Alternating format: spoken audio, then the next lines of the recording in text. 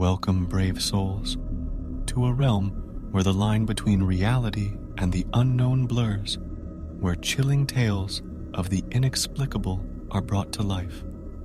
I'm your guide through the darkness, and this is Documented Creeps. It was an unusual evening, a rendezvous through the enigmatic realm of Tinder, shared over a candlelit dinner. An unexpected twist led us down the shadowy path of recounting our most chilling experiences. I shared my eerie tales, and he, a fellow adept in spine-tingling encounters, insisted I share one here. Thus, here I stand, unveiling this uncanny narrative to all of you. Picture this. The year was 2016, Lily, a mere 17, a young girl with a home of unconventional design. The layout demanded a journey down the eerie drive at the side of the house to reach the front door. Meanwhile, the back door was shielded by a looming 7-foot gate, as if it stood as a guardian against the unknown. An oddity, right? Yet it's this peculiarity that adds a haunting touch to the events that unfolded. Inhabiting this peculiar residence were two furry companions, Luna, a noble colleague, and Bella, a plucky rescue Sproul E-Lab mix. These canines, my pride and joy. When the notion of leaving them with a sitter arose, my gut, my very being, protested.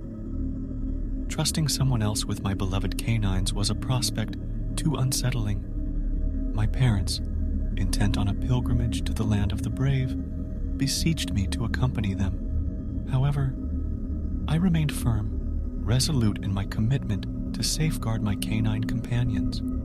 It wasn't a slight against my brother in America, but rather a testament to my devotion as a dedicated dog mom. The year trudged forward, and as 2016 unfurled, the pilgrimage of my parents loomed large. I, the stalwart guardian of my beloved dogs, stood vigilant, prepared to execute the to-do list that my mother had left behind.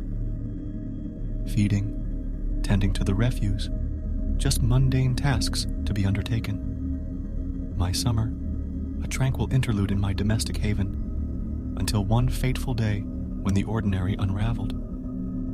I can't pinpoint the exact day, not with any particular significance, for it was summer, devoid of the rigor of college or work. The clock tower of the sky showed 5 in the evening, a soft pink hue casting its spell. In an unusual break from my habits, I found myself in the front room, an arena usually reserved for my parents. Yet, there I was, sprawled on the sofa, likely engrossed in the medical drama of Grey's Anatomy, a personal indulgence. Then came the unsettling sound, a jarring, discordant chime. But what made it more eerie was its origin. The doorbell rang, not at the front, as one would expect, but at the obscure back door. That entrance, a relic of pranks and neglect, seldom graced by guests, held a certain mystery. In our tight-knit village, where familiarity bridged the gaps, this choice seemed bewildering. Irritation edged into my consciousness as I begrudgingly roused myself to confront the intruder, now playing tricks on me. The man who stood before me wasn't imposing, nor did he emanate menace.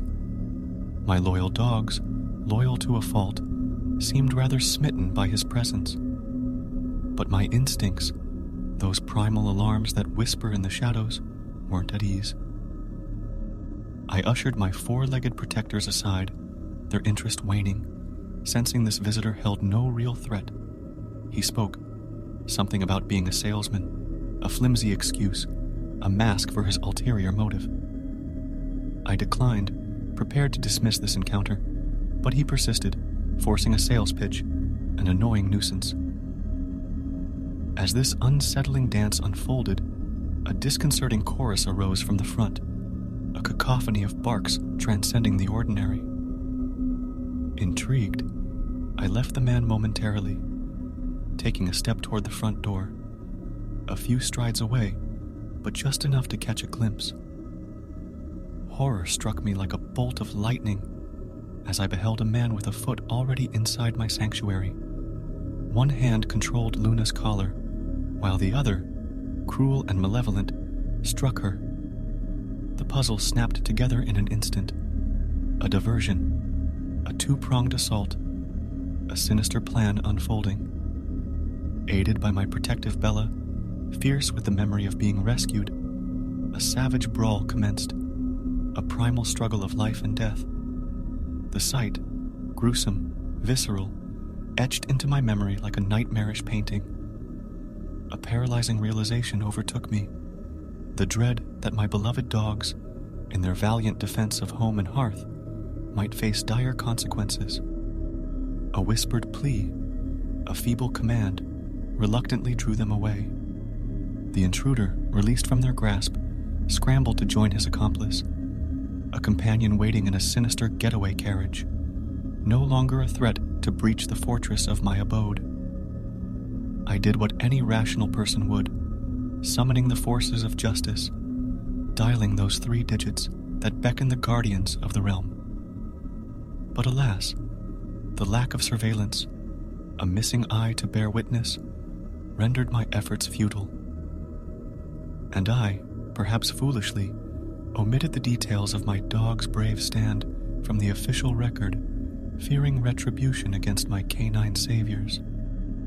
From that day forth, locks were my sentinels, a fortification against the unknown. My parents returned early, their pilgrimage shortened, and thanks for joining us on this spine-tingling journey at Documented Creeps.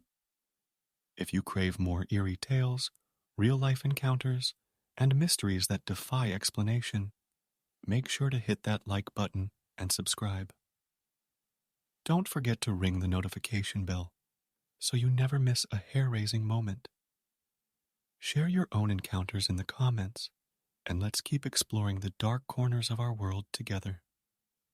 Until next time, stay curious, stay vigilant, and stay creepy.